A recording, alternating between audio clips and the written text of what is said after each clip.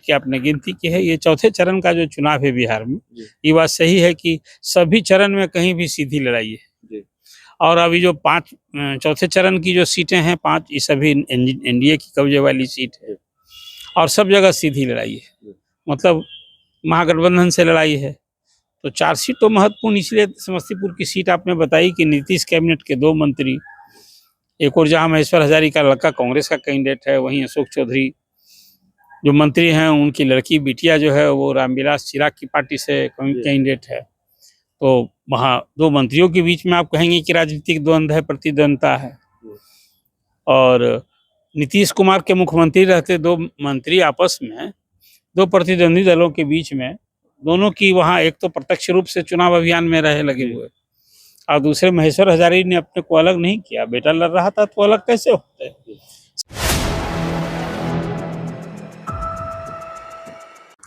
नमस्कार, आप देख रहे हैं 4 PM और मैं हूं अभिषेक मिश्रा। देखिए, बिहार की 5 लोकसभा सीटों के लिए अभी भी वोटिंग जारी है और 5 सीटें ऐसी हैं जिसमें मोदी और नीतीश सरकार के 4 मंत्रियों की जो साख है वो दांव पर लगी हुई है।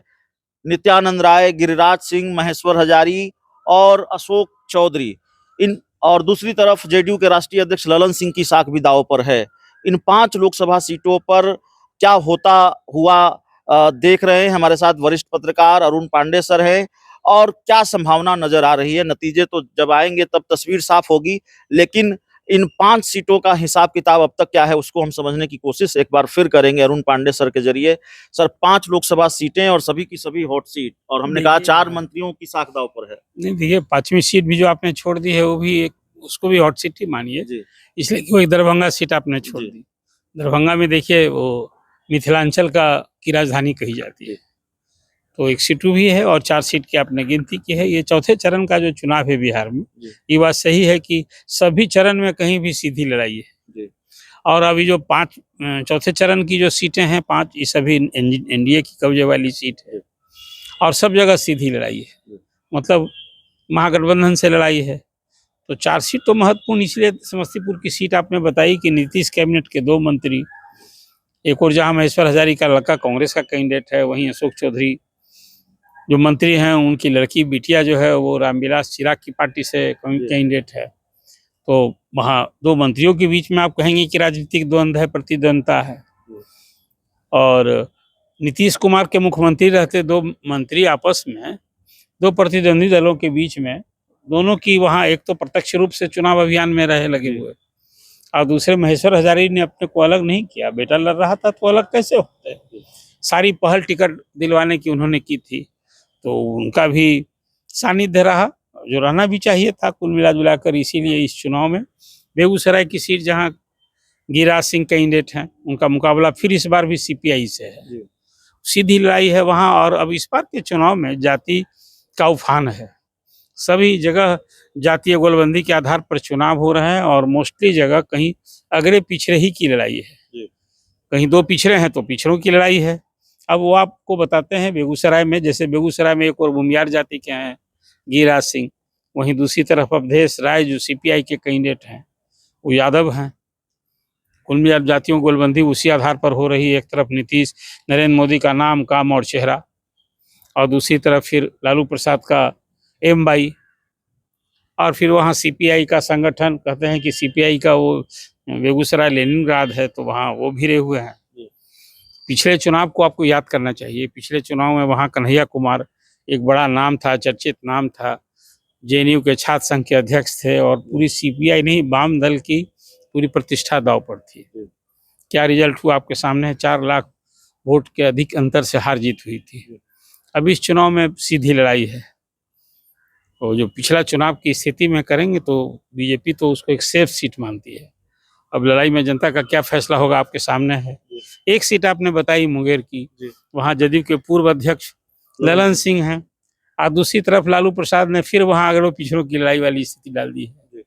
वहाँ जो नीतीश कुमार का मतलब कुछ समीकरण है, और वहाँ कुर्मी जाति के अशोक महतो हिस्ट्री सीटर हैं, उनकी पत्नी वो धानुक जाति की हैं, अनिता सिंह वहाँ कैंडिडेट हैं, वहाँ भी सीधी लड़ाई है। और ये अभी लगता है कि ललन सिंह के लिए चुनाव मुश्किल है। थोड़ा कठिन जरूर दिख रहा है। अब फिर क्या होता है, आपने देखा कि अब ललन सिंह के पक्ष में अनंत सिंह को आना पड़ा। अब वो जेल से पैरोल पर छूटे हैं 15 दिनों के लिए। और ये बात सही है कि जाने के बाद बाढ़ मोकामा उस क्षेत्र में अनंत सिंह ने क्षेत्र भ्रमण करके जनसंपर्क अभियान एक माहौल तो बना दिया। बाकी जो ललन सिंह का बॉडी लैंग्वेज है, जो कुछ है, वो तो एक अपनी जगह है। तो उनके वोट को कहीं ना कहीं चार जरूर कर दिया है। लेकिन लड़ाई तो फिर वो जाति आधार पर है। वहाँ नीतीश कुमार के लिटमस टेस्ट है कि उनके जो स्वजातीय मतदाता हैं, जो लवकुश का क्या होगा। लवकुश वाले लवकुश को कहीं देंगे कि लवकुश वाले ललन सिंह को देंगे, इसकी परीक्षा है। कुल मिला कर अब फिर वो एक बयान सामने आया है सर, जो दूसरा सवाल होगा वो आपसे समझना बड़ा जरूरी हो जाता है। प्रधानमंत्री नरेंद्र मोदी की आज सभा थी हाजीपुर में, और प्रधानमंत्री नरेंद्र मोदी के संबोधन से पहले चिराग पासवान भाषण दे रहे थे। उन्होंने ये कहा कि देखिए, प्रधानमंत्री नरेंद्र मोदी हो, मेरी माँ रीना पासवान हो, हाजीपुर की जनता हो, मेरे पिता के निधन के बाद इन सब लोगों ने मुझे संभाला है, नहीं तो बड़ी बड़ी ताकतों ने मुझे निपटाने की कोशिश की। माना ये जा रहा है, मेरी समझ ये कहती है कि ये इशारों में नीतीश कुमार पर भी हमला था, क्योंकि अपने कई कार्यक्रम में वो कहते रहे हैं कि नीतीश कुमार ने उनकी राजनीतिक हत्या की साजिश की। एक बात किससे छिपी है जी? चिराग पासवान ने लोकसभा के चुनाव में जो कुछ किया, एक और बीजेपी के हमदर्द बने रहे, लेकिन नीतीश कुमार को सत्ता से डिसलॉज करने के लिए कोई कसर नहीं छोड़ी थी। अब उसके बाद फिर लोजपा ही टूट गई, और उसमें भी नीतीश कुमार की भूमिका बताई जाती है। बिल्कुल। उसमें आपको याद होगा, जिस दिन पार्टी टूट रही थी, ललन सिंह पार्टी अध्यक्ष रहते, उस दिन बीना देवी के घर सारे सांसदों को इकट्ठा। टूटने वाले एक सांसद से हमारी बात हो रही थी हाल के दिनों में, लंबी बातचीत उनसे हुई। उन्होंने कहा कि नीतीश कुमार ने फोन किया था, बातचीत की थी, महेश्वर हजारी ने बात कराई थी और कहा था कि सब लोग जब जा रहे हैं तो चलिए आप भी। यही तो मैं कह रहा हूँ कि उस समय लोग याद करेंगे कि जब लोजपा टूटी, चिराग अलग थलग पड़े, उसमें कहीं ना कहीं ये तो किसी से छिपी कोई प्रमाण नहीं होगा, लेकिन ये बात तो किसी से छिपी क्या है कि नीतीश कुमार इंस्ट्रूमेंटल थे, ललन सिंह ने बड़ी भूमिका निभाई थी, महेश्वर हजारी उनके साथ थे, महेश्वर हजारी ने और पशुपति पारस सहित जो 5 MP अलग हो गए। तो जो आज चिराग पासवान ने उस सभा में कहा, उस नेचुरल नीतीश कुमार को भी आप कह सकते हैं और उनके चाचा पशुपति पारस भी। लेकिन उन्होंने कहा कि बड़ी ताकतों ने उनको निपटाने की कोशिश की, तो इशारा तो नीतीश कुमार की तरफ ही था। किसके तरफ ही? तो ये दर्द तो रहेगा ही ना, या क्लेम भी रहेगा। जो बात कह रहे हैं चिराग, तो समझा जा सकता है कौन निशाने पर थे, किससे दर्द हुआ जो वो कह रहे थे। एक बड़ा दिलचस्प मामला नहीं है। एक तरफ हाजीपुर में नीतीश कुमार प्रचार करने चिराग पासवान के लिए जाते हैं, चिराग पासवान उनके चरणों में झुके नजर आते हैं, और फिर मोदी के सामने जब चिराग पासवान निशाना साधते हैं नीतीश कुमार पर। सच तो सच ही न होता है, और जो सच कभी दर्द दे जाता है वो फिर बयां भी हो जाता है।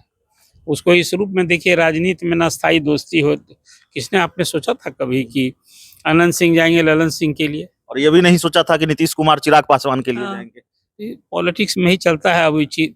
अब कभी अब नरेंद्र मोदी और नीतीश कुमार साथ ही भूल गए क्या? कितने दिन हुए हैं अभी? कल तो नीतीश कुमार ने कमल ही थाम लिया, प्रचार कर रहे। उसके पहले सूत्रधार बने थे भाजपा विरोधी मोर्चा के। जी, पॉलिटिक्स में इतना अंतर भी। आप देखिए, अभी मुजफ्फरपुर में देख लीजिए ना, अभी सिटिंग MP ने हैं अजय निषाद, कांग्रेस के कैंडिडेट बन गए। अब पिछले चुनाव में जो VIP का कैंडिडेट था, वो इस बार BJP का कैंडिडेट बना हुआ है। पॉलिटिक्स अजीब निराली चीज है, इसमें नहीं। लेकिन जब चिराग पासवान के बयान से जब इस बात के संकेत मिलते हैं कि अभी वो अपना दर्द भूले नहीं हैं, तो सवाल ये है सर कि ये अस्थायी दोस्ती है क्या, और 2024 के बाद नीतीश चिराग की दोस्ती टूट भी सकती है क्या? नहीं, कल क्या होगा कल के सवाल पर नहीं। अभी तो आज चुनाव है, एक साथ लोग लड़ रहे हैं, सब कोई बैतरणी पार रही है। बाबा नाम केवलम जिसको कहते हैं ना, सबको नरेंद्र मोदी का नाम, काम और चेहरा। ये चुनाव ही हो रहा है, 18वीं लोकसभा का चुनाव नरेंद्र मोदी के लिए, नरेंद्र मोदी के नाम पर ये नहीं चुनाव हो रहा है। इसीलिए नीतीश को चिराग मंजूर है, चिराग को नीतीश। हाँ, सब की रहे। पहले तो ये चुनावी बैतरणी पार लगानी है, तो इसलिए अब जब इस चुनाव के बाद जो कौन सी तस्वीर चिराग पासवान ने जो कहा, उसको महत्वपूर्ण बयान मानते हैं, बड़ा बयान मानते हैं? ये तो आपने चर्चा की है जी। यदि उसमें कुछ सार नहीं होता तो आप चर्चा क्यों किए होते? जो उन्होंने बातें की अपनी ओर से, तो आपने कुछ कहा नहीं। जो बातें उन्होंने की उस पर आप लोगों की प्रतिक्रिया, मेरी प्रतिक्रिया जान रहे हैं। तो मैंने कहा ये तो उन्होंने अपना दर्द जो सच बयां था किया वो है। दर्द बयां किया है। तो चलिए, हमारे साथ अरुण पांडे सर थे। इनके जरिए हमने बिहार की सियासत से जुड़े कुछ सवालों को समझने की कोशिश की है और जिन 5 लोकसभा सीटों पर वोटिंग हो रही है उसका हिसाब किताब भी समझने की कोशिश हमने की है इस रिपोर्ट के जरिए। बहुत बहुत धन्यवाद।